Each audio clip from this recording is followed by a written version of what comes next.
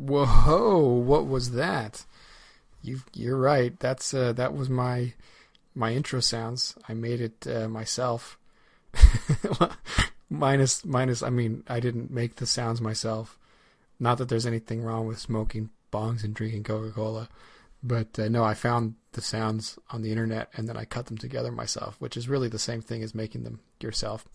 And I totally forgot that I was going to put this at the beginning of this episode. So now I'm talking about it, and I'm going to cut this into the beginning of the episode so that I can be like, whoa, it's got some crazy sounds. And then you can start listening to the episode. So enjoy the episode. I think it's going to be like 2.5.5 because there's some timely stuff. And even though I recorded all of these on the same day, this other thing happened. And, we got to talk about Rudy Giuliani and shit, but that's all spoilers. So have a good time, and I will see you in the episode, unless, of course, this little introduction segment drags on for another 10 minutes, which is totally not going to do, and then I'll just make this the full episode 3. But it'll be either one of those. We'll see what happens. Enjoy the episode.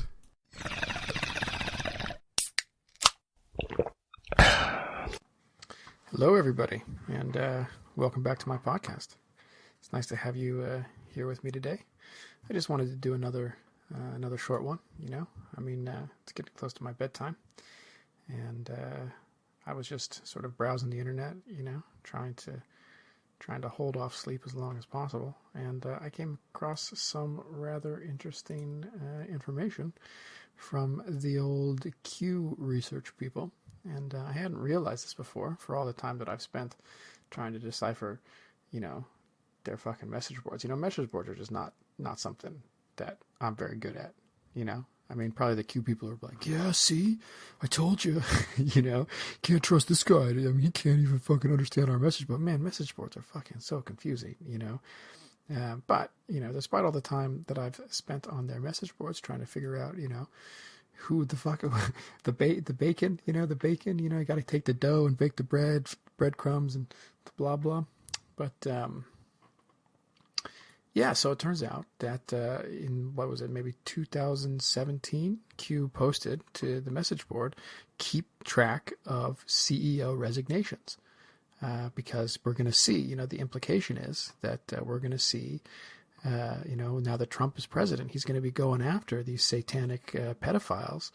And you're going to see people resigning and all over the world, as he sort of, behind closed doors is secretly, covertly goes after these this global pedophile cannibalistic conspiracy.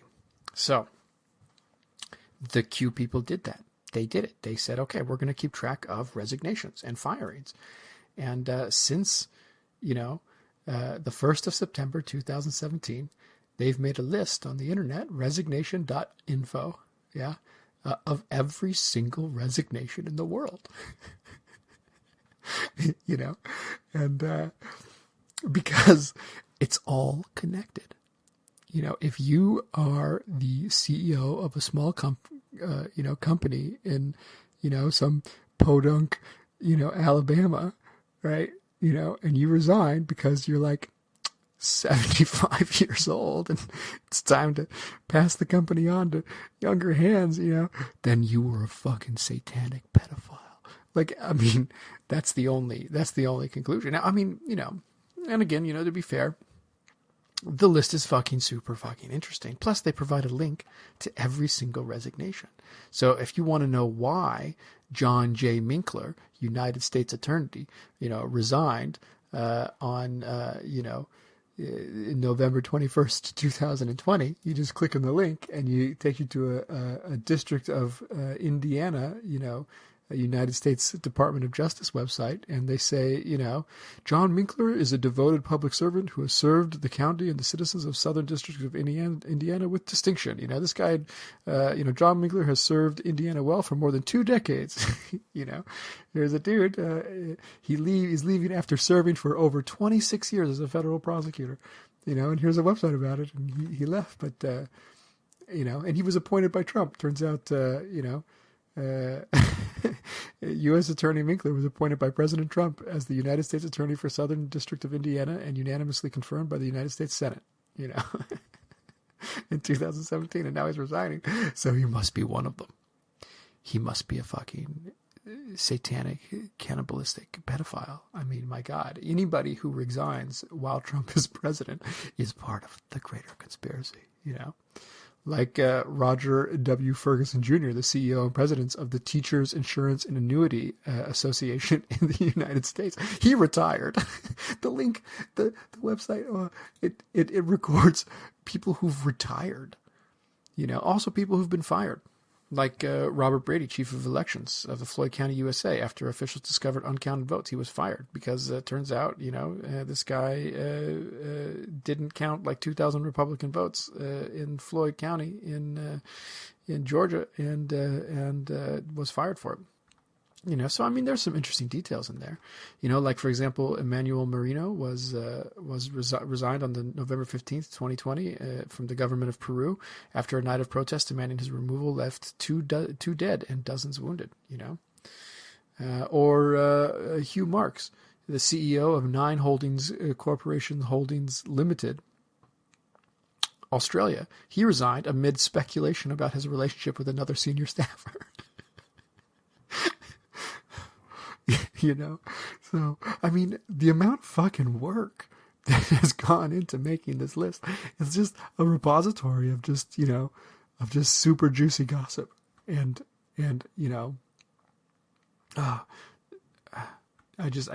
it's mind blowing to me how much work they put. And it doesn't stop there. That's just like the tip, right? Because they also are keeping a list of, hold on, let me pull it up for you really quick.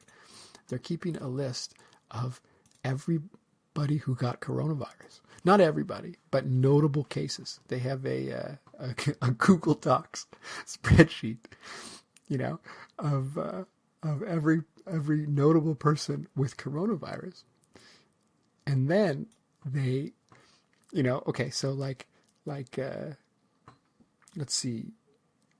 Gregory Imond of the New Orleans Archbishop, he tested positive. Or there was a Detroit police 911 operator who died, which is sad. I'm sad that they died. They don't even have a name for it, but that's clearly, I mean, okay. I mean, every but I mean, obviously that 911 operator. Okay. So now the question is, why are we tracking corona cases here?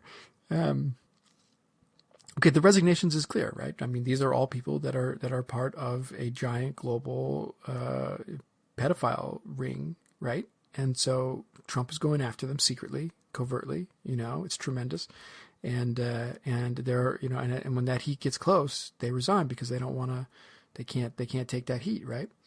But what about coronavirus, right? Because as far as I know, I mean, and I'm sure you'll recall, coronavirus was developed by the Chinese in order to destroy Trump's, economy, which was the best that it's ever been in the history of the entire world, and they needed to destroy the economy in order to try to dislodge Trump as president.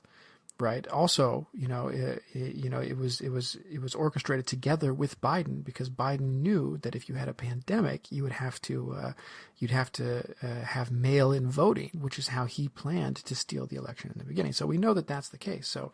So why are we keeping a list of all the corona people? Are these the people who are the resignations? Is that like a list of Trump people who are people that Trump is after, like resigning? And then the coronavirus list is a list of like Trump supporting people who like the Chinese and Biden are like attacking. Could that be? Well, I mean, that would seem to make sense, except they combined the lists. They said, okay, well, let's see everybody who resigned and compare them to the people who got coronavirus. So see if there's any overlap between these two lists. And so they did that. So they have a list of everybody who's had coronavirus and also resigned. Interestingly, though, not resigned because of or since coronavirus, but resigned at any time in the last 4 years, right? So Harvey Weinstein was fired from the Weinstein Company for sexual harassment, and he had corona. Boris Johnson, the foreign minister at the time, the government of Great Britain, he resigned in July 9th, 2018. He had corona. On October 27th, 2019, Katie Hill resigned from the U.S. Congress, days after she admitted to having an inappropriate relationship with a campaign staffer before coming to office. Had corona. Right? So, okay, actually, the list is really short. There's only eight resignations. There's 8 resignations by 7 corona-infected people, because one of them must have resigned twice. But okay, so, I mean, clearly, these people are playing both sides, right? I mean, on the one hand, they had to resign because Trump was after them. But on the other hand, they got corona because they managed to piss off Biden, or maybe they were like, like a double agent, maybe they resigned, pretend, even though they were actually on Trump's side, but, in order to get in with all the other people who were resigning, right? And, try to keep their allegiances clear to the other, resignees, right? But secretly, the whole time they were working for Biden or for Trump, and then Biden finds out in China, and then they sent the coronavirus after him, right? So anyway, clearly the Q researchers have got a real good idea about what they're doing. It's really impressive. I can't tell you how impressive I am. Yeah, good. Okay, so I just wanted to bring that up really quick. I mean, maybe just one last little, a little bit more dough for all you bakers out there. Another little QAnon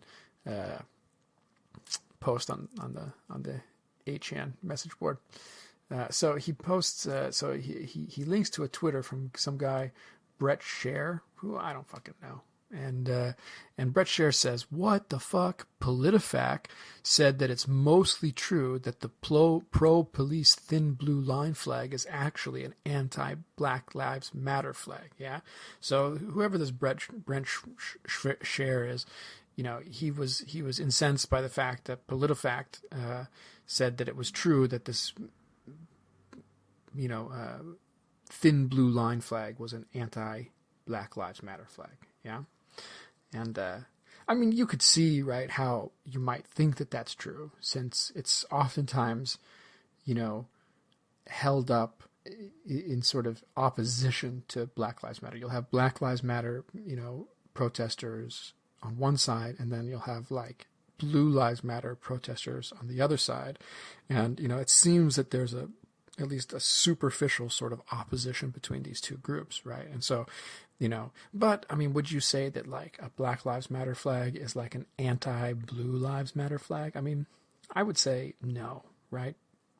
Merely because the Black Lives Matter issue is a little bit deeper than like whether or not Blue Lives Matter. I mean, it's addressing a much more significant problem in society, whereas Blue Lives Matter seems to, I mean, they even borrowed the phrase. I mean, Black Lives Matter, they came up with that phrase, and then in response, Blue Lives Matter developed their phrase, Blue Lives Matter, right? So it seems that the Blue Lives Matter people are a little bit more focused in their criticism, specifically focused against Black Lives Matter. They want to say, hey man, no, that's not true. Cops are important too, and I think a lot of Black Lives Matter people would probably be like, yeah, sure, man, cops are important. Like, we're not about like the wholesale slaughter of the police. That's not our message here. We're about, bringing justice to a system that is murdering us and has been for hundreds of years. All right. So anyway, you could see how PolitiFact might say that it's mostly true. Notice not like 100%, but mostly true that this thin blue line flag is actually an anti-Black Lives Matter flag. I mean, it also seems to be how it's been used. Yeah. But I don't want to take a side on that issue whatsoever. What I want to look at is how Q responds to to this guy's tweet, because of course Q agrees, because Black Lives Matter is just Antifa, leftist, cannibalistic, pedophile terrorists, and they're all trying to undermine U.S. democracy by stealing the election for Biden. I mean, Biden actually can, he's got like a bat phone to BLM and Antifa, and if he needs some public disturbance, he can literally just call them up and be like, hey, get on the streets. There's a Democrat who needs to win an election in Alabama. So come on, Portland protesters, Black Lives protesters, go burn down some fucking Starbucks, and that'll make sure that our Democrat gets elected in Alabama. And I mean, Q has said more or less that in the past, but okay. In this particular message, he writes, fact checkers created an effort to reinforce propaganda, ? Aha. So first off, just a little thing, I mean, are you writing these like really, really fast? Because it's usually a few days between your posts. And I mean, why not just put like a question word, like have our fact checkers created in order to reinforce propaganda? Just add that word R. It's like one extra R, and then you have a grammatically correct sentence. But no, like you're so fucking busy.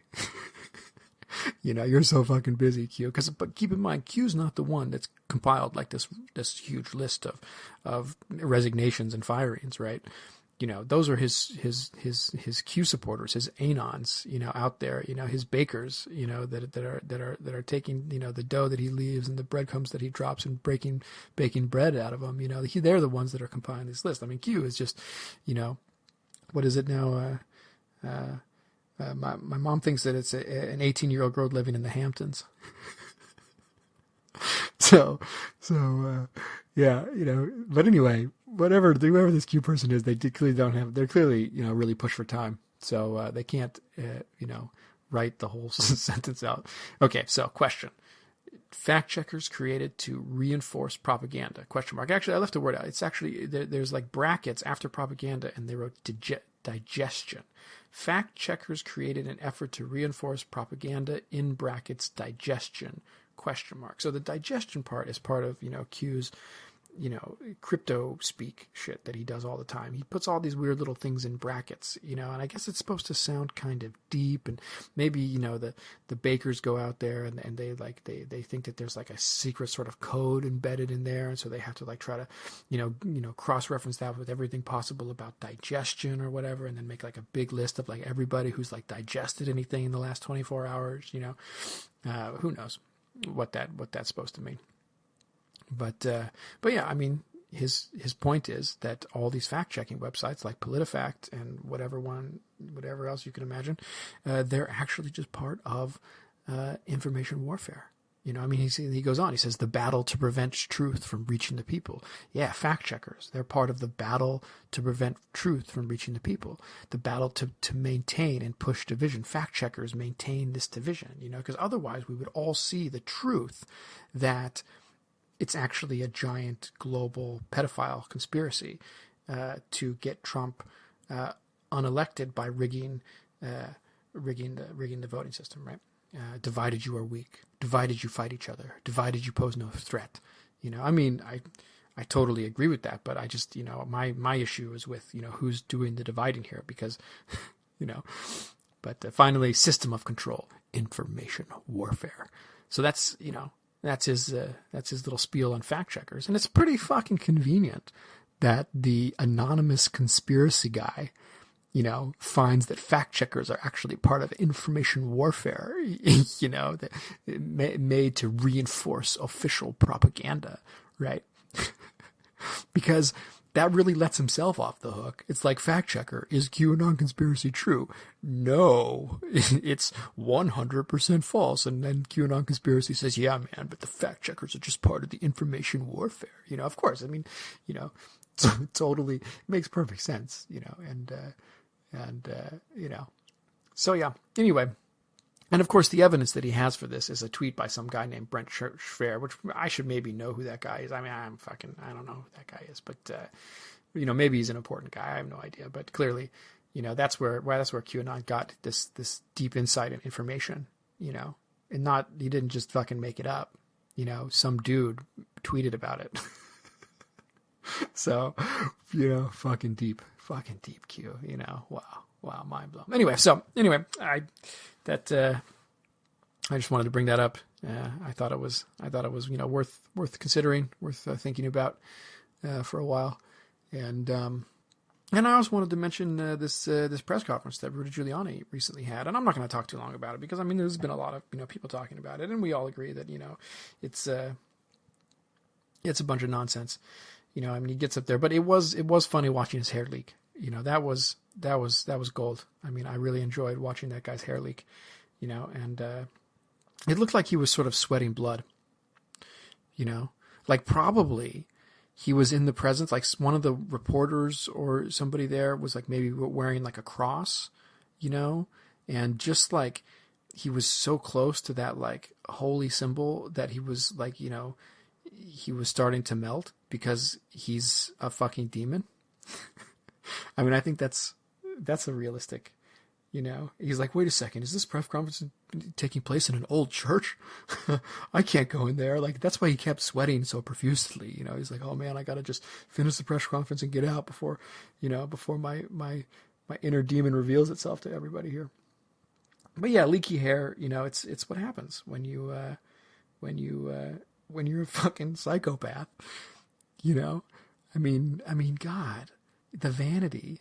Like, dude, you've already, like having, dyeing your hair is not going to help, like you've besmirched yourself in other ways, friend, like, yeah, I might be a fucking, snake who's willing to like sacrifice whatever ideals that this country is, is based on, in order for like to make good buddy friends with my pal Trump over here, right? But at least I don't have gray hair while I do it.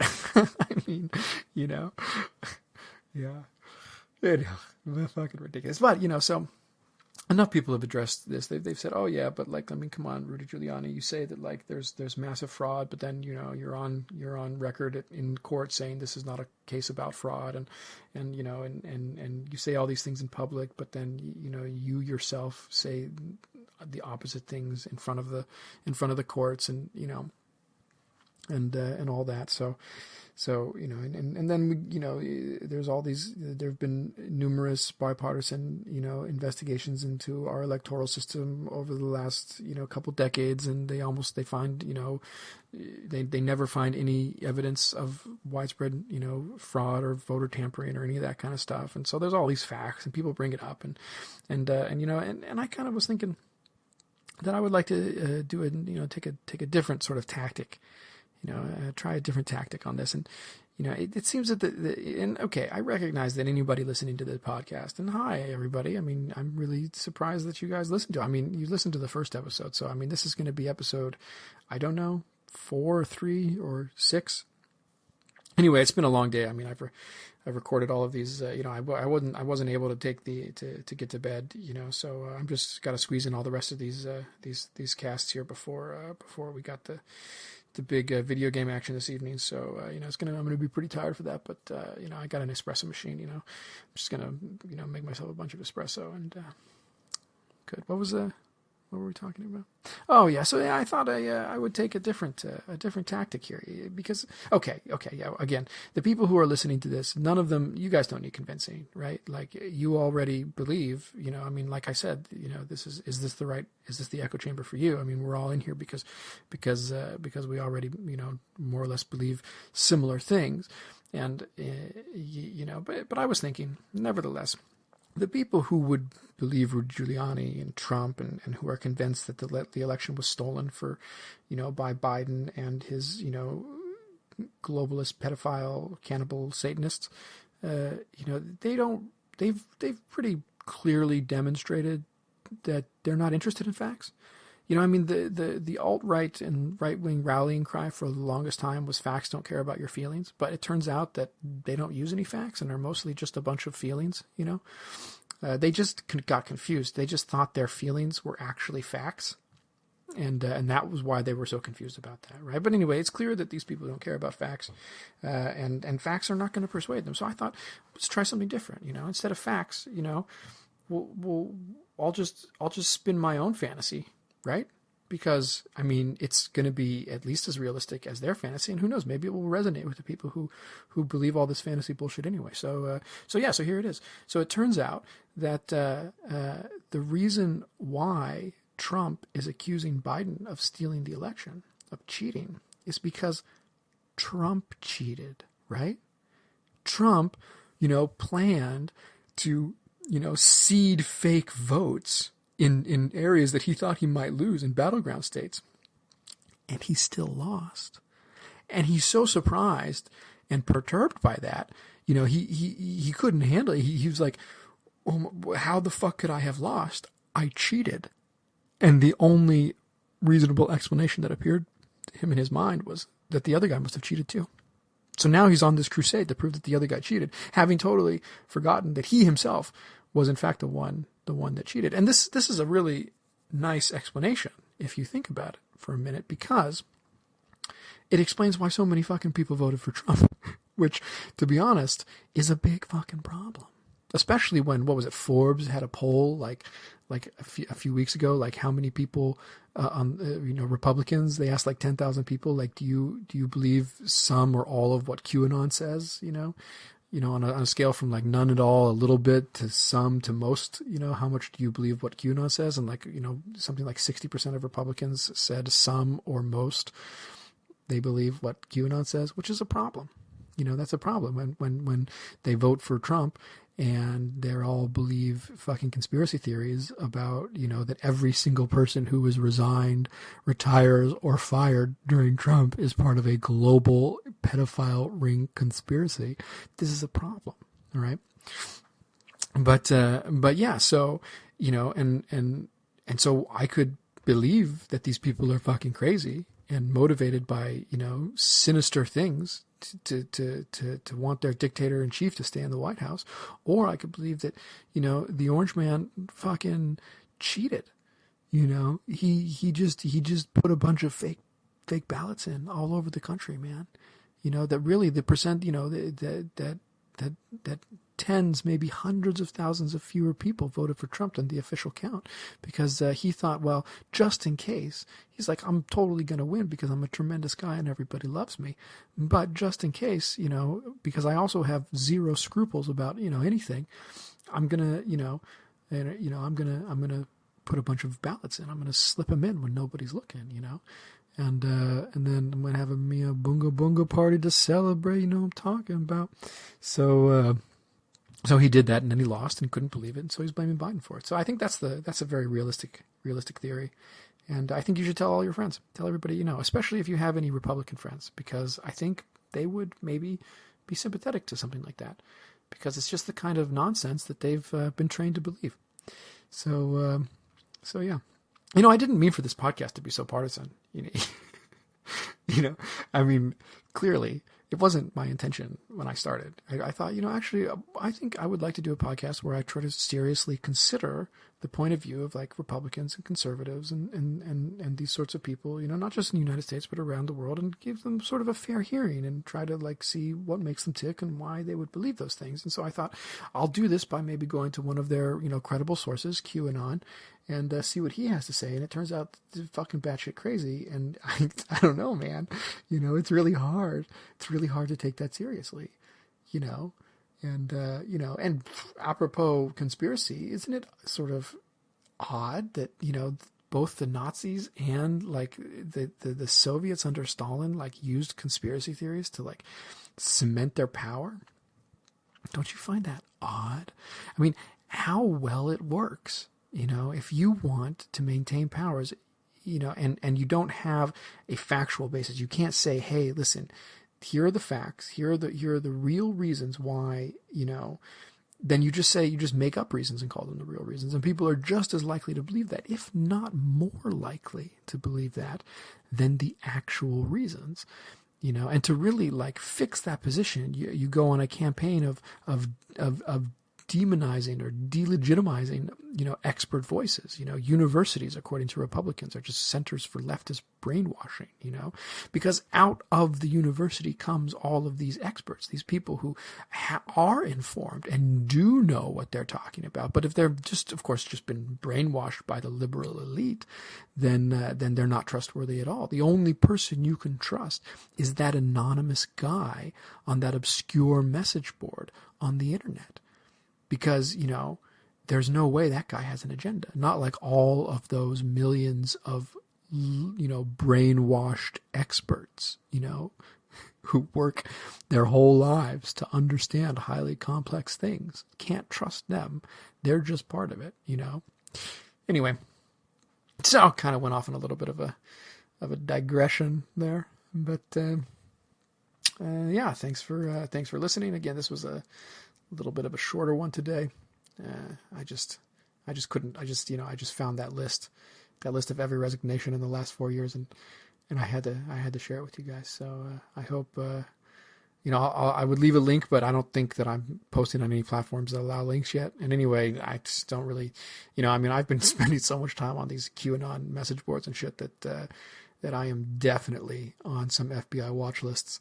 So, the last thing I should be doing is providing links to these conspiracy things. But it's research.ii.info, or here, that's the resignation.info is for the resignations.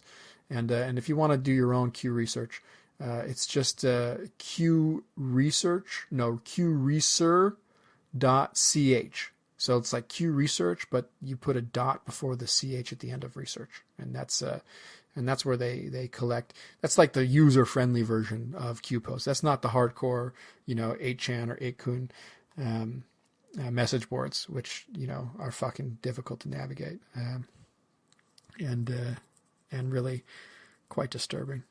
So, but yeah, take a look, check it out.